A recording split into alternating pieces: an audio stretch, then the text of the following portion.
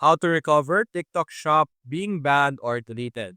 So hello guys and welcome back to today's video. So in today's video, let's talk about how you will be able to recover your banned shop or account.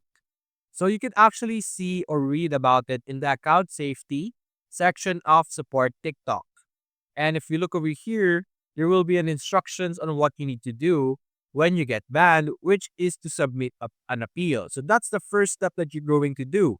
When you see or when you open your TikTok shop or your TikTok account, there should be a banner that would appear and you're able to submit an appeal in the same page. And as you can see, that's the only available instructions in how to deal with it.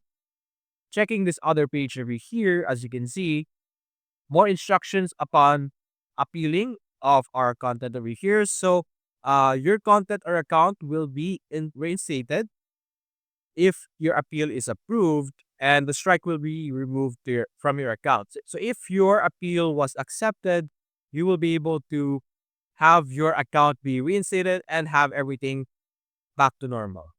So that's basically it, guys. If you enjoyed this video, leave a like and subscribe. Thanks for watching.